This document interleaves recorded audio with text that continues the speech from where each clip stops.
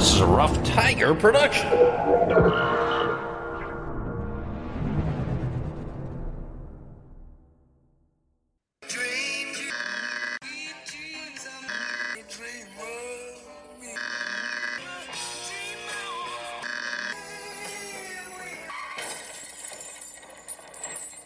And you, and you, and you, and you were there. Some of it wasn't very nice, but most of it was beautiful. Mm-hmm. It's a Recording in progress. two for Tuesday. 104, episode 104. Coming in three. Yeah, right. Hey, back. Welcome to Dream Idiots. My name is Morris, and the maleficent baritone there is Bryan Treat, my co-host. How you doing, Bryan? Good. Cedar is terrible, and I'm feeling extra Darth Vader-y these days. I'm not trying to be that deep, but it's coming through regardless, whether I want to or not. But all good. You know, You? good. James Earl Jones could have taken my favorite line from Field of Dreams and just used it in Star Wars, which is, "What are you doing with that bat? I'm going to hit you with it till you leave me alone."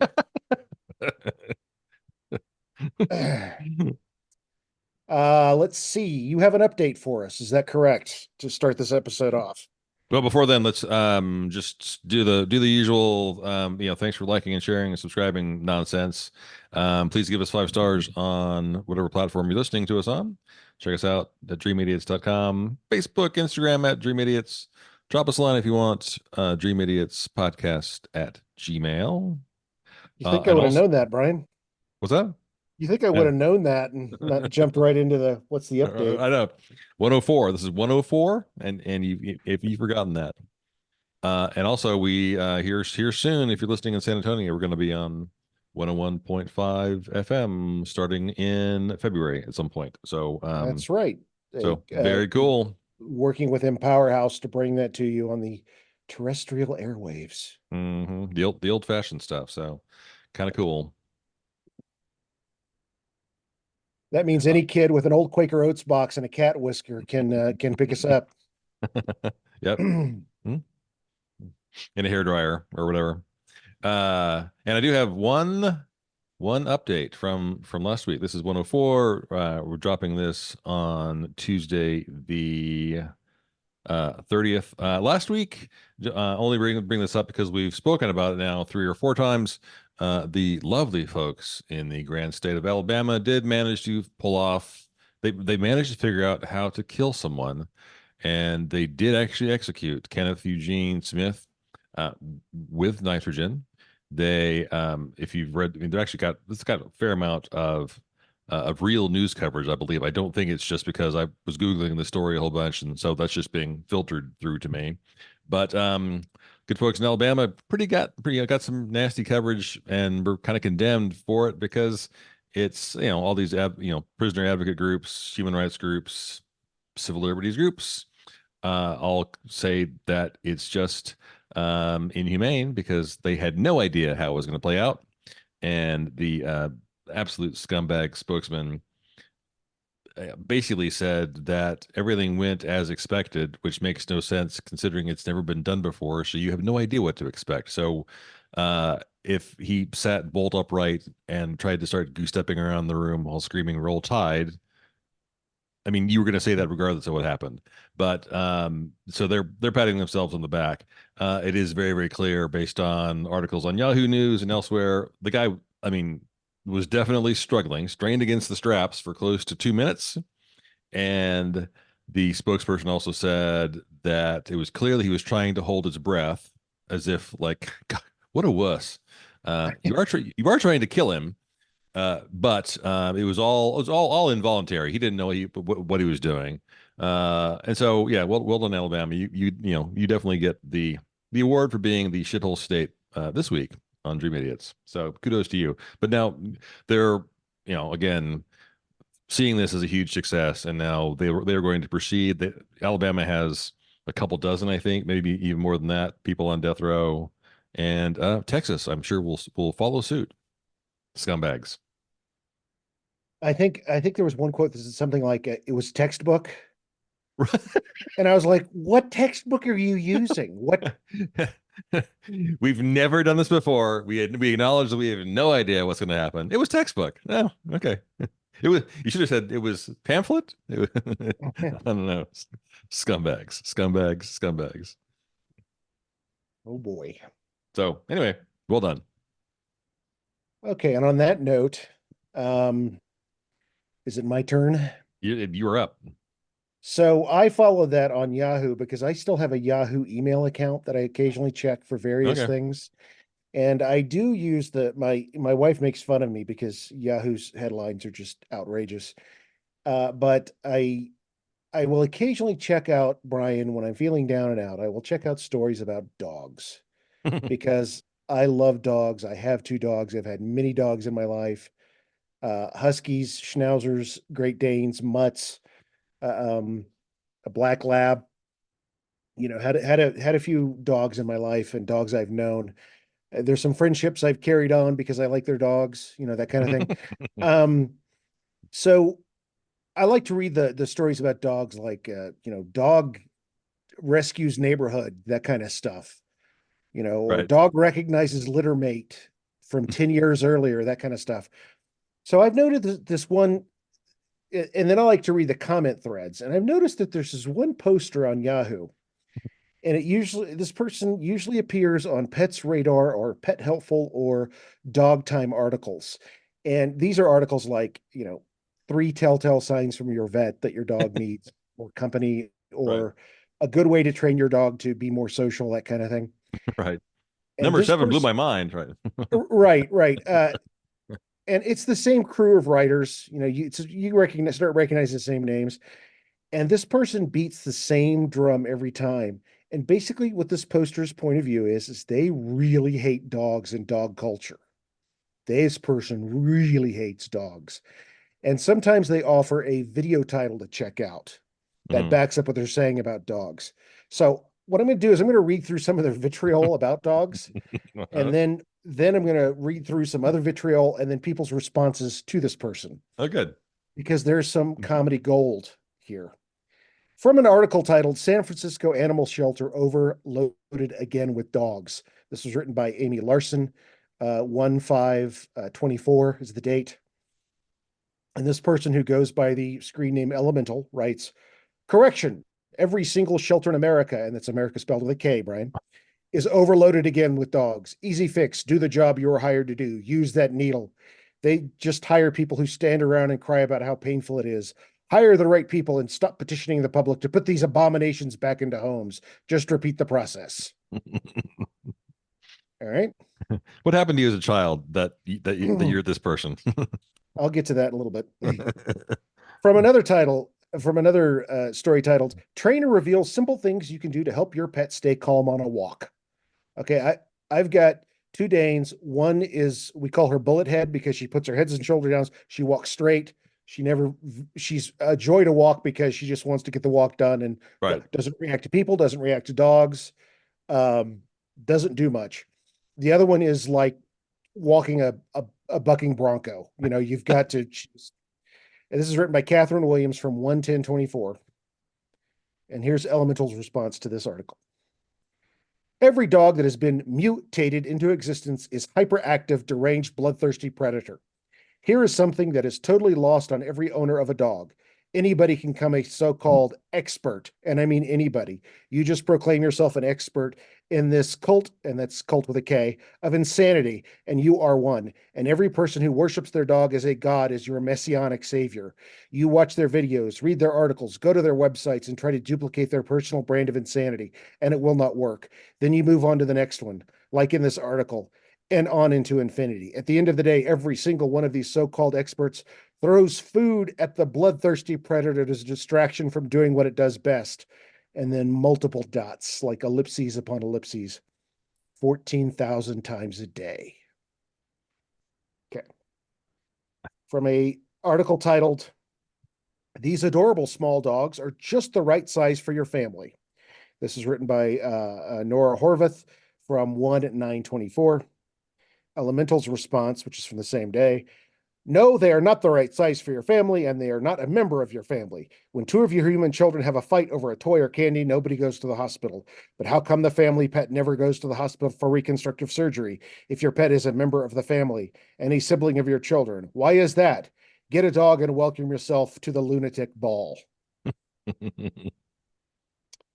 And then on another article, I'm not even sure what this might have been the same article, but 1924 Elemental post. Good video on Tube called The Untold Dangers of Dog Dander, aka Groomer's Lung.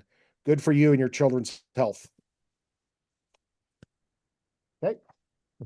What is groomer's lung? Is that a real condition? I don't know. Okay. And an article entitled, and this is the kind of stuff that I love, Fascinating Video Explains How English Bulldog Got Its Name by Natalie Hodge from 1924. And this is when I started keeping track of downvotes. Elemental received 2 downvotes for this. 1924. That mutant is so hideous and repugnant, there are no words to actually describe it. You have made a dog your god, so enjoy. Here's a good video on Tube called Dog Culture Evil. Any thoughts so far? Or you're shaking your head. Just psychotic. I mean, okay, so okay, you're a cat person. Good for you. I mean, okay. What's wrong with you? Okay, so here's one. I mean, this is the kind. Now, this next one is absolutely the kind of story that I read these pages for. Golden Retriever eagerly greeting little boy after school. Every day is the picture of true love by Gabriel Lafranc, 1/11/24. I mean, when I used to get off the bus in middle school, I could see my dog's ears through the window, and he was dancing back and forth. You knew him, the Schnauzer I grew up with, Franz, right? Yeah, Hans. Yeah, he was always just like I could tell that he was waiting for me to come home. Yeah, I said Franz. Oops, sorry. Hans and Franz. Yeah. Elemental with 1 up vote and 2 down votes says, well, the desperation of propaganda from this writer is extreme. Man's best friend. So go on Google and search for dog bites child and click on images, or go on GoFundMe and search for the same, and you can see how much dogs love children, or any human for that matter. About every 70 seconds in the United States, a dog shows his love, that's in quotes, for human beings. You tell me what kind of friend bites human beings on average about 14,000 times a day. Very interesting phase for a friend. Okay, so let's move on to articles where there were actual responses to Elemental. Okay, good. From an article called Mom Hilariously Explains Why You Shouldn't Start a Social Media Page with a Dog. 1/8/24. This is Natalie Hodge again. Elemental, 3 downvotes. More dog worship and insanity. Good video here on Tube called Dog Expert, that's in quotes, Influenced Attacks. Randy responds with 1 vote and simply says, jerk off incel. And that's spelled GERKHOFFINCELL.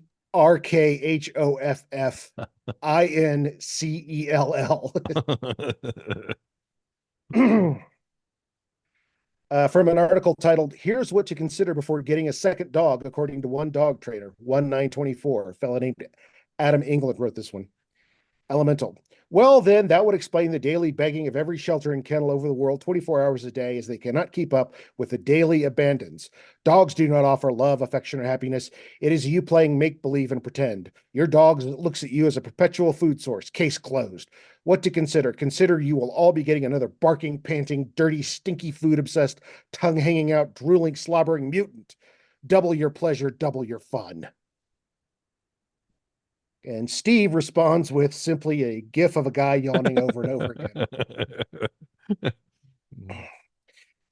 From an article called Want to Help Your Nervous Dog? Trainer shares one surprising tip that will be a game changer, written by Megan Milstead, 1/5/24.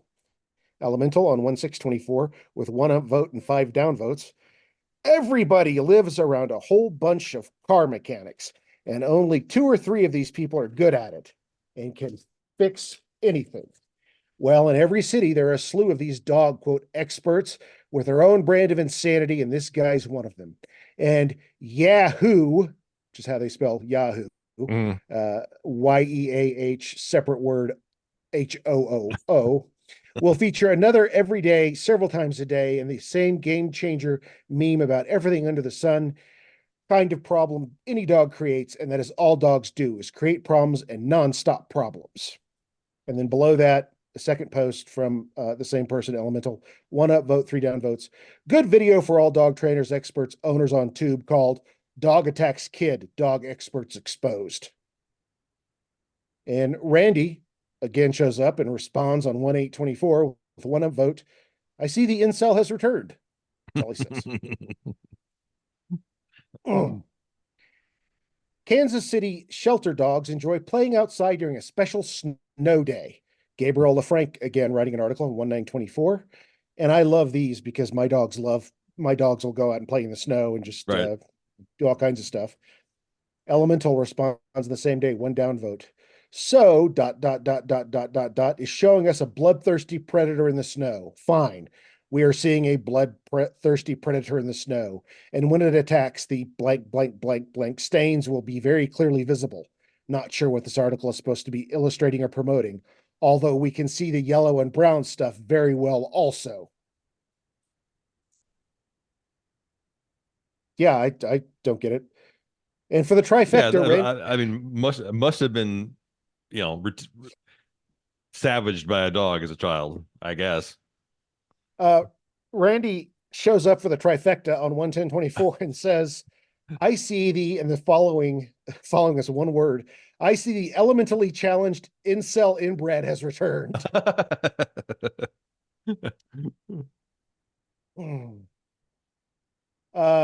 From an article by Catherine Williams from 1/8/24, trainer reveals one thing you can do to build a reliable recall with your dog, and it's really effective. Elemental from 1/9/24 with 4 down votes responds with good video here on Tube called Is the UK slowly ridding their country of lethal pets? Big Jimmy responds with 1 up vote. No, the video is about eliminating pests, and they mean you, Elemental. Fool on the Hill responds 1/10/24 with your mother needs to take away your computer access. Elemental from 1/9/24.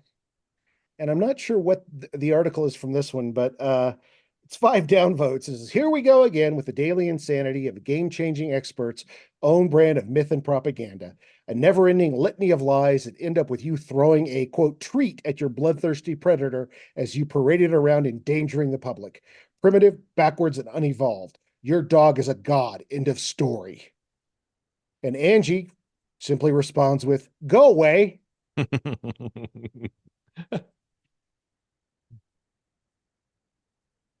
Now, this one really horked me off because I like Huskies. I grew up with Huskies. Huskies are a difficult breed to have around the house because Yes, they're they are. very stubborn. They like to do their own thing. Can be very difficult to train. And if they ever get out of your house, they are gone, gone, gone because they love to run. But here's a story called Husky Alerts Neighborhood to Dangerous Gas Leaks by Eve Vaughter from 1/9/24. Elemental responds to the story of canine heroism with 2 down votes by saying, more desperate damage control to make you feel good about the deranged cult. Your dog is your god, case closed. And here's a good video on Tube called Neutered Dog Attacks Woman, Unprovoked as Always. Robin G responds with 2 up votes. I watched that. That's a dog-hating group. There's enough negativity in this world than to waste any energy hating a dog.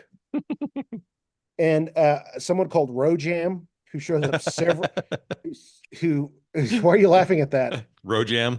I don't know. who shows up several times and basically kind of almost takes Elemental's rant and mirrors it back on them.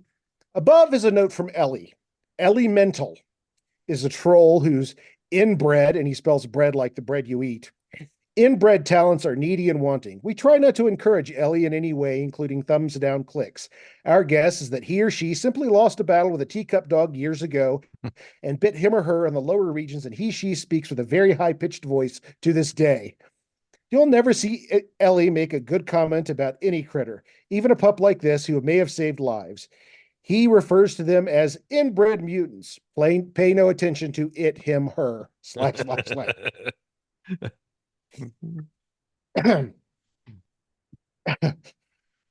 an article called Poland Dog Shelter sees 120 dogs adopted amid urgent appeal from Dog Time, and this is 1/9/24, something called Operation Frost. Elemental responds, this operation will turn into Operation Bloodthirsty Predator Bites.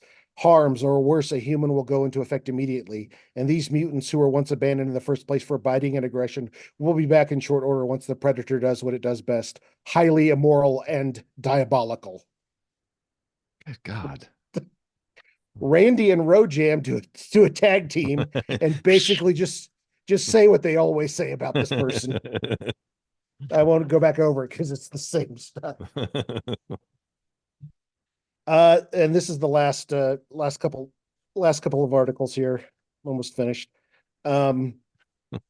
CES Pet Tech, throw the dog a bone or an AI collar from AFP 1/9/24. Elemental says, what is Rover up to now? Well, now, what else could the bloodthirsty predator be up to? Terrorizing the neighborhood, or harming a human being, or dropping a deuce in the produce section at the local grocery store. That's pretty funny. Good video here on Tube called Why Do They Do This? And Rojam shows up and does the whole description about being bitten in the nether regions. All right. Elemental just shows up on one article and says, good video here on Tube called Dog Propaganda is Unconvincing. Rojam, with 2 upvotes, says, Ellie, you're having zero effect on us dog lovers with your daily rhetoric and exaggerations. Please use your efforts on the Kardashian clan or something else as mundane. See if you can get Kim K to get a rump reduction. Jesus. KG responds, they're trying to get their views on their presumably monetized YouTube video they keep mentioning. Not gonna bite, but it's probably working, so they just keep doing it. And then in one article titled The 30 Best Dogs for Seniors to Keep Older Adults Active, Social, and Engaged, written by Sarah Ashley, 1/10/24, Art didn't even wait for Elemental to comment. Says, I'm surprised that Mr. Mental hasn't beat me here in his inbred posts. Maybe the cops finally caught up with him because of what he's doing on the playgrounds. Okay.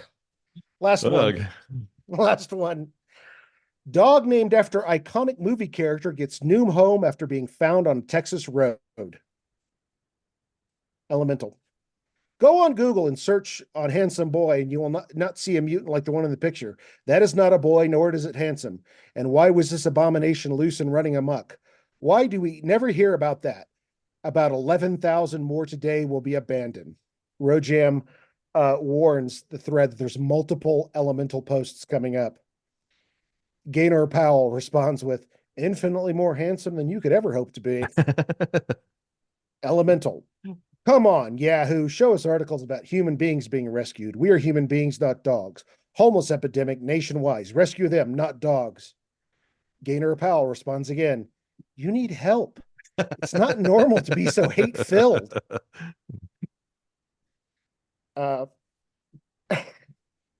So remember, this is all about a dog who was rescued on the road. Right. Okay. So Elemental, 4 downvotes. Good video on Tube called Dogs, a Frankensteinian Failure. Tony responds with, you really should get a life. Gaynor Powell says, or stop breathing. I'm really good with either. That dog was a male Chihuahua mix, and he really was a handsome little fella. Occasionally you'll get a long-haired Chihuahua that's really a dashing looking little chap. The fellow was named, he was christened Clark Griswold, was the name of that charming little dog. Nice. So my sources for this were various Yahoo articles about dogs. You can't swing a dead cat anywhere near a Yahoo article about dogs without hitting a comment from this person.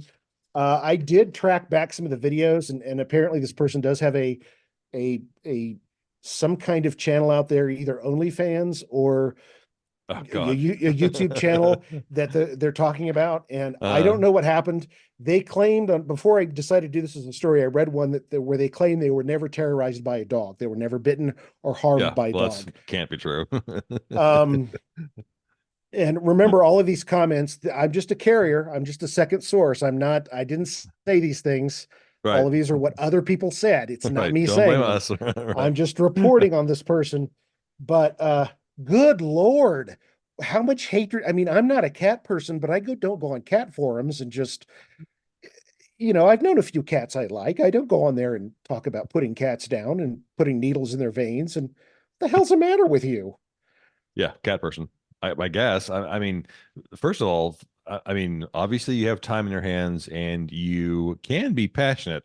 Direct that passion toward literally anything else. And Well, I just don't get it. Like, let it go. there was one animal that looked at us thousands of years ago when we're trying to make fire and said, I'm going to go hang out with that guy.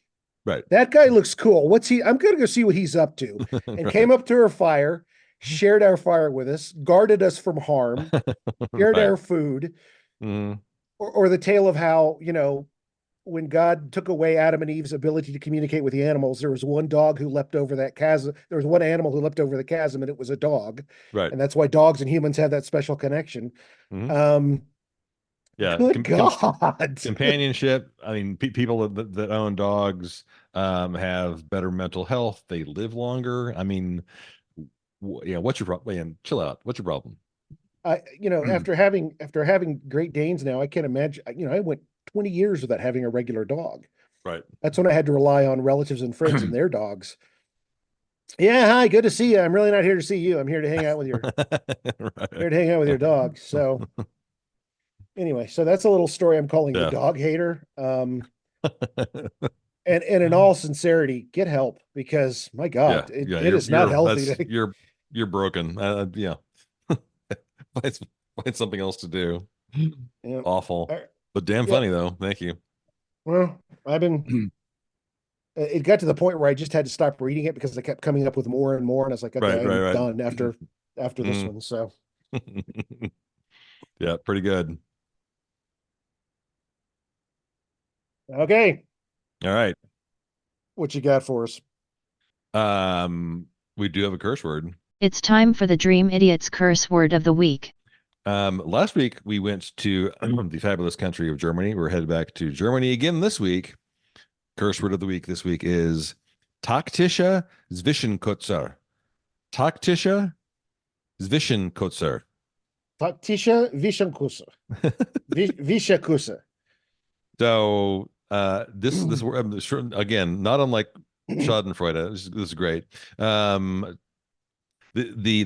The definition written out that I saw that I just thought was hilarious uh, says this is when you have been drinking already, but you're going to another party later, so you throw up in order to keep drinking without blacking out. So you have been drinking another party later, you throw up intentionally to keep drinking without blacking out. Taktische Zwischenkotzer literally means tactical vomiting.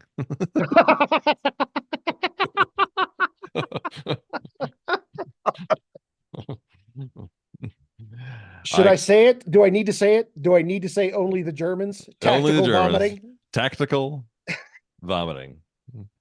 It also Yeah. kind of it also kind of sounds like what you're doing too. Right. Tactical. Tactical vomiting. So there you go. Anyway, just spreading joy wherever we go here on Dream Idiots. Vomiting. What's that?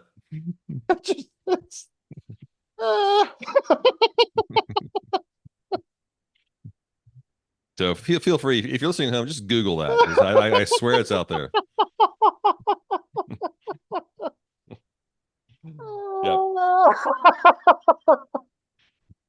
I may or may not have minored in that in college. BA in communication with a special emphasis on Double minor in psychology and tactical vomiting. I'm sorry, what? Yes, I served my country. Wait. So there you go. So for my little story this week, if you managed to recover, yeah, I guess you're getting there. Okay. I knew you'd like that one. Okay, what do we got, Brian? All right. Well, going back to my notes. All right.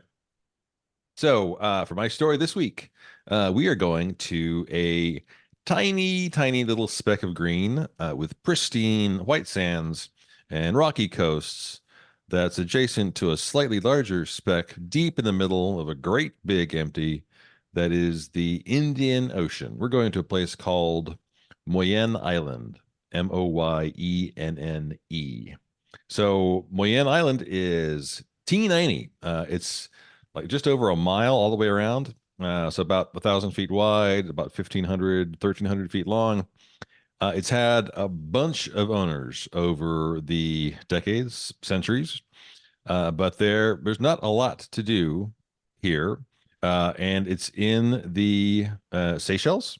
So you can probably do some good fishing there, but probably not a whole bunch else.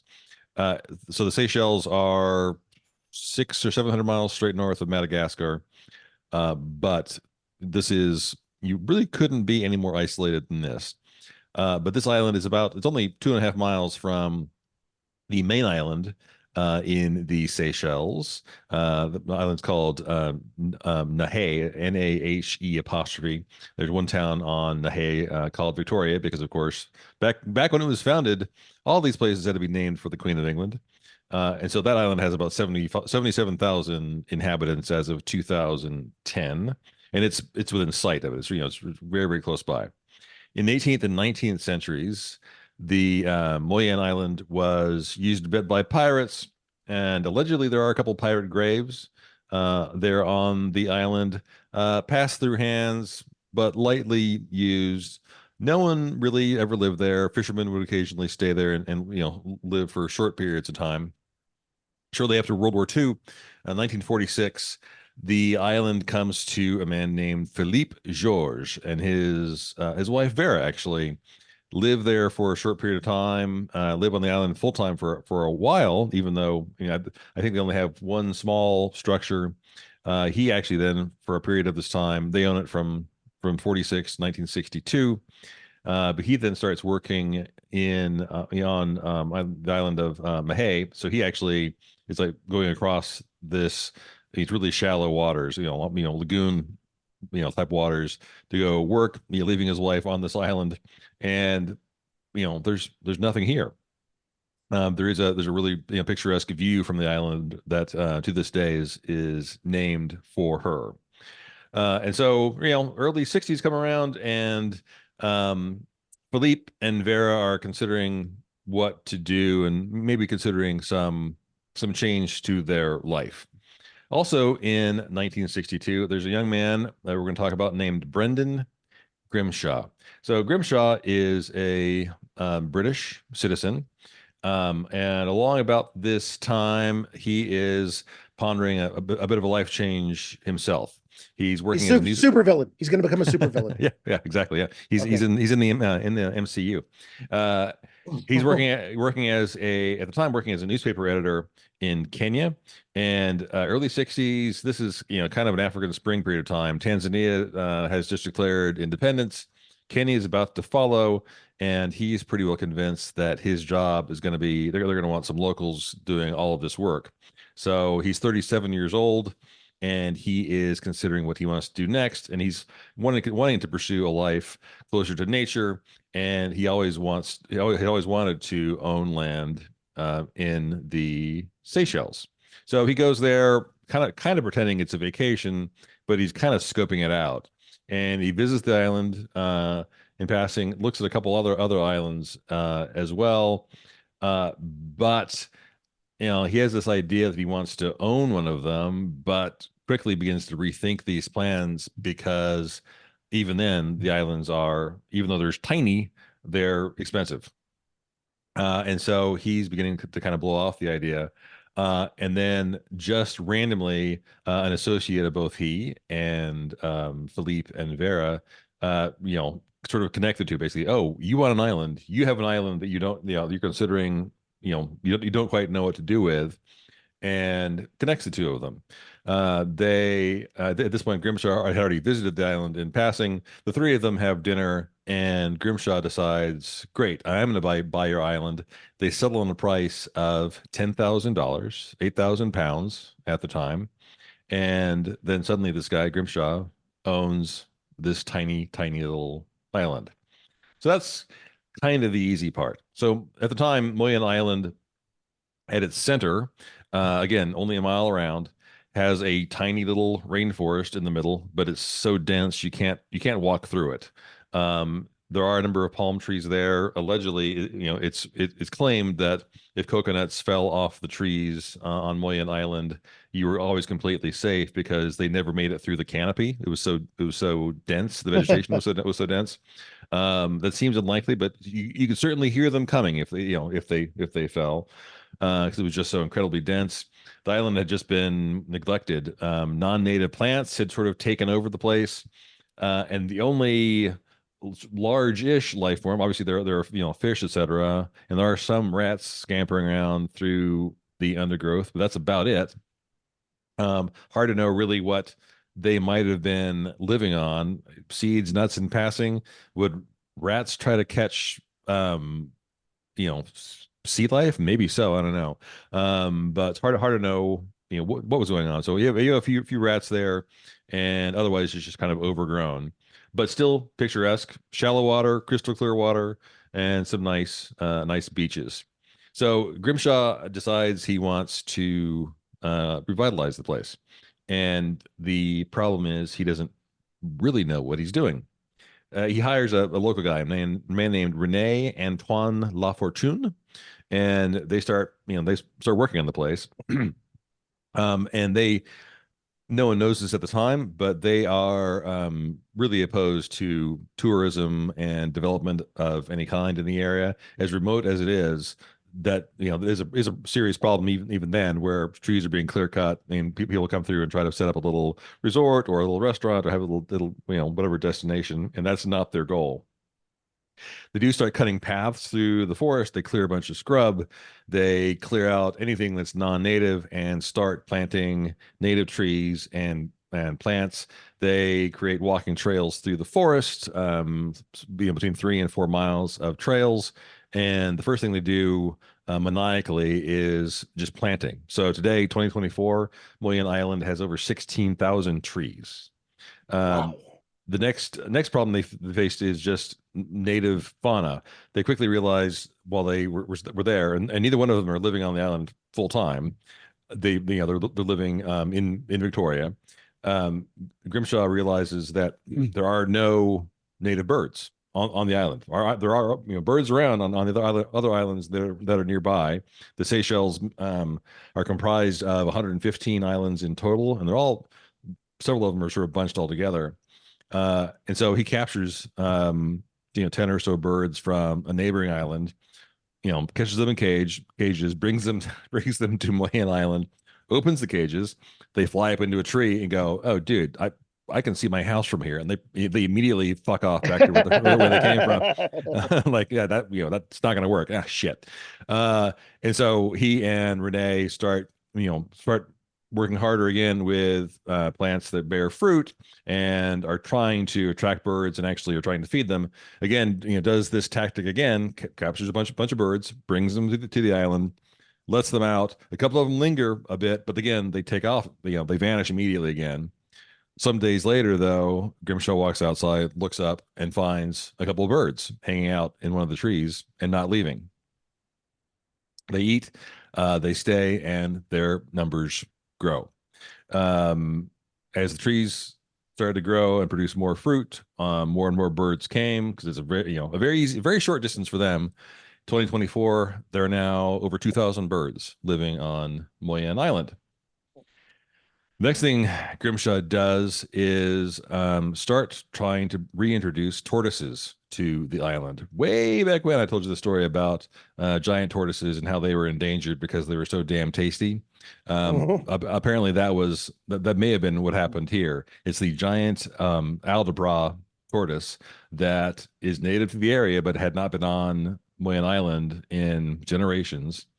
Again, Grimshaw doesn't really know what he's doing, but he goes and gets 8 or 10 tortoises at first, and they're not as big as, because they're not full grown, but they're pictures of this. These are tortoises that are sort of, 2.5 feet across, and they're sort of teenage whatever tortoises. But he doesn't, because he's not skilled at all and can't identify them. He gets a paintbrush and paints a number in red in red paint on the backs of all of them so you can keep them straight. He gives one of them nunchucks, another one gets a sword, another one gets a bow staff. Right. You're Donatello. No. And he told the Financial Times in 2008, quote, "The babies are kept in my bedroom. If you let them go, you'll never see them again because of the undergrowth. They'll just, even though as slow as they are, the second they're in the undergrowth, they're gone forever." So he jokingly refers to himself as a reptilian version of a cat lady. In 2012, there were 50 tortoises roaming wild on the island. 2024, they estimate the number to be around 120 tortoises now Holy on the cow. island. 1972, Grimshaw is now sort of late 40s. He's there full time on the island and does figure out a way to get, I don't know, through a well, I don't know how exactly, but does have fresh water, gets electricity to the island, actually gets a phone line set up on the island. And that's when locals are beginning to think that he's going to start clear cutting something. He's going to turn this into a resort, restaurant, who knows what. But he's not. He's determined that's not going to happen. I mean, his goal from the get go is he wants this to be a nature preserve. Gradually over time, he starts to get more and more press. So at some point in the early 2000s, he starts to get offers from various people to just buy the island outright, to probably repurpose it either as some crazy ass rich person wants to make it. Elon Musk would build a small house there and call it home, right? Someone in Saudi, a Saudi prince, allegedly offered him $50 million for the island, but he said no. Grimshaw stays there for the rest of his life. And La Fortune is there as well for most of it. Grimshaw's mother dies in 1981, and at that time, Grimshaw actually invited his father to come to the island and live with him, not thinking he would say yes, but his father did say yes. His father is 88 at the time. At the time, in order to get to the island, there's no dock, there's no pier, there's no nothing. So you get as close as you can. The water all around it is very, very shallow, but you basically have to leap into waist deep water and then walk up onto the beach because there's no dock. His father joins him when Dad's 88, and Grimshaw is in his probably mid 50s at this point. Grimshaw says, quote, "We had a wonderful time together and became the best of friends." His father dies 5 years later and is buried on the island. And Grimshaw already has a grave set aside for himself because he wants to be buried there as well. La Fortune continues working there and stayed on the island with him as well. At some point, they start bringing in a few stray dogs from Nahe just to have other mammals, other company on the island. At this point, some day trippers, just tourists, are allowed to visit from the main island for a fee. But again, there's nowhere to park. You have to get as close as you can, leap into the water, and then walk up. But Grimshaw would always be out there to meet them, standing in waist deep water, just smiling at them. A film crew did visit them in 2010 and made a documentary about Grimshaw and about the place and all the work he had done. 2007, La Fortune passes away in Victoria. At the time, Grimshaw is 81 in 2007, and that's when he realizes, okay, it's he's starting to be on borrowed time. He never marries. He doesn't have kids, and for a number of years, they had already been working with the Ministry of the Environment for the Seychelles to hopefully get the place named, turned into a national park.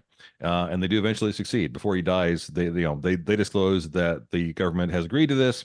Grimshaw actually dies in 2012 and is buried on the island next to his father.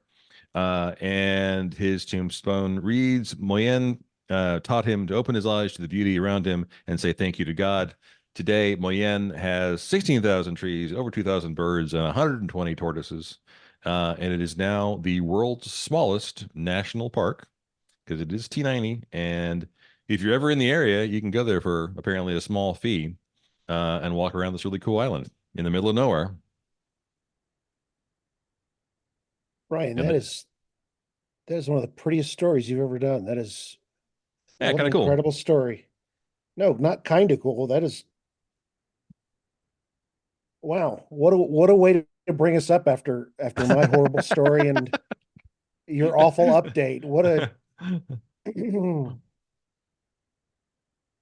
that's incredible. I'd never heard of Yeah. this guy. Yep. Or I mean, I've heard of the Seychelles, obviously, but Yeah. Moyenne Island, that is amazing. Yeah. Google it. There actually are a bunch of great photos of it.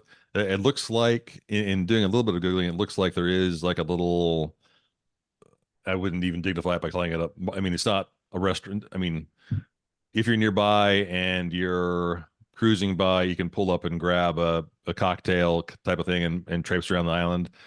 You know, it's a quote unquote restaurant, but it's like a half dozen spool tables and it's all out. You know, there's very very little infrastructure there. You can go there and walk around the island and probably find a tortoise or two, because there are so many now. But it looks really really cool. That's incredible. I mean, that And is it's just and from us, it's probably only whatever 8,000 miles away. One day, only, yeah. right? Well, for Madagascar, it's only a few 600 or eight, hours, I whatever. guess. Yeah, Yeah, yeah, not far. that is So there you have incredible. it. A life lived in a different way. Yeah, I kind of feel bad that he never got his mom to come over before she died, but oh well. Well, Maybe she hated dogs. probably so. That feels true. You don't have any dogs there, do you? Where was he from originally? UK. British? He's a Okay. British newsman. Wow. That's a feel good story, Brian. Yeah. Every once in That's a unusual. while, I crack one open. Yeah, that's unusual for us. That's unusual for the show. Doesn't make me feel as good as tactical vomiting, but Yep. thank you very much. That's a Yeah. wonderful way to end. That's a wonderful way to end this show. Live There you life go. like Grimshaw. Not at Yeah. all a villain. Not at all a Yeah. villain. Not at all. Yeah. Yeah. Or the most benign villain ever. All he did was, what's your evil skill? I save tortoises And birds and and birds. Sorry. so I wonder what did he do with the rats? Did he just leave them alone? I mean, they gotta they must Uh, take care of something. They must kill snakes or I mean, they must serve Well, some probably, purpose. yeah. I wondered about that because obviously they have to eat some. So were there insects there? Were there, what would a rat eat if it's the only animal there? Bugs, I guess. I mean, there must have been, I mean, I would assume there must have been some insects. Will rats eat insects? They must, right? I mean, rats And will eat anything. how'd they get there? From some ship that Right, investigated the because island right earlier and they jumped the way ship and the way they get everywhere, right? Because people transport them and then they leap off and then they're there what forever. what if you found a little rat-sized pirate ship and they're actually little rat pirates? Avast ye! I don't think that happened. I don't Probably think not. rat pirates are a thing. And little rat ships. Oh, no. Yeah. But Very cool. Well, there you go, folks. Look at that. yeah. We've got from the ridiculous to the sublime yet again Hmm. on Dream Idiots. All right. Okay. Thanks for Uh listening, folks. We appreciate it. Please give us 5 stars on any platform you're listening to us on. DreamIdiots.com. Check us out on Facebook and Instagram at Dream Idiots. Drop us a line at dreamidiots.podcast at Gmail. If you're in San Antonio, check us out on 101.5 coming in February. yes, and And as anything else? no, as soon as we know the exact time and day that the show is going to be broadcast, it's going to be slightly different because they're editing together a bunch of Mhm. stories to create a hour-long show to fit perfectly into a time slot. So we will let you know when we know. So Yes, and they have to edit out our potty mouth, or I should say Morris's potty mouth. yes. But that's one way to find our stuff. But All thanks right. for tagging along. Yes. And as always, be good to each other. This is a Rough Tiger production. Bong bong, Mhm. Brian. Bong bong? Bong bong. Bong bong. Good.